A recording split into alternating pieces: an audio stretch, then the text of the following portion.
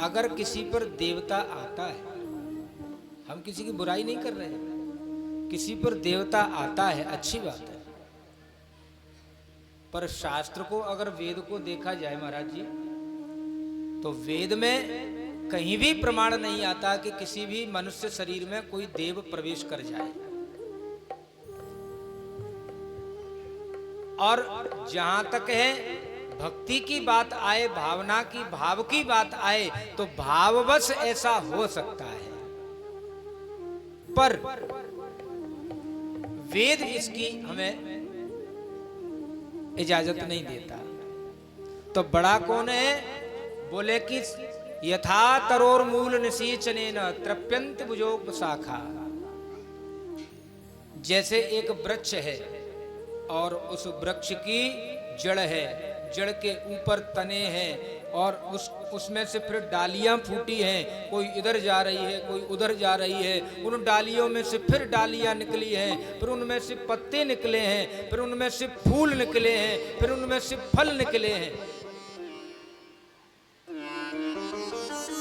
लेकिन आप चाहे भले पत्तों को तोड़िए, फलों को तोड़िए, डालियों को तोड़िए, पेड़ ज्यों की त्यों खड़ा रहेगा।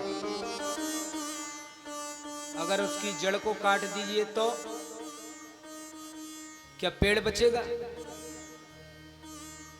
तो मेरी सरकार मंदिर में, मंदिर किसी का भी हो, देवता किसी, कोई भी देव विराजमान हो, पर मंदिर में जाएं और सबकी जड़, सबके मूल एक ही है, राम और कृष्ण।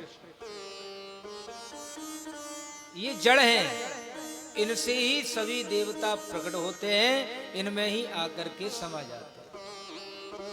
भगवान ने अर्जुन को गीता में उपदेश किया, विराट रूप धारण किया भगवान ने। भगवान का एक मुख तो ऐसा है जिसमें से अग्नि निकल रही है, और उस अग्नि में संसार का प्रत्येक जीव जल करके भस्म हो रहा है। एक मुख में से जीव निकल रहे हैं, बाहर प्रकट हो रहे हैं, और दूसरे मुख में जाकर के वो समाहित हो रहे हैं। अब बताइए,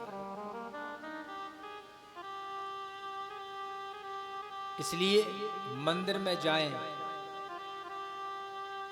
जिस देवता के मंदिर में जाएं तो हाथ जोड़ करके प्रार्थना करें कि हमारा मन भगवान के भजन में लगे, राम जी के भजन में लगे, बस आपकी पूजा सार्थक है।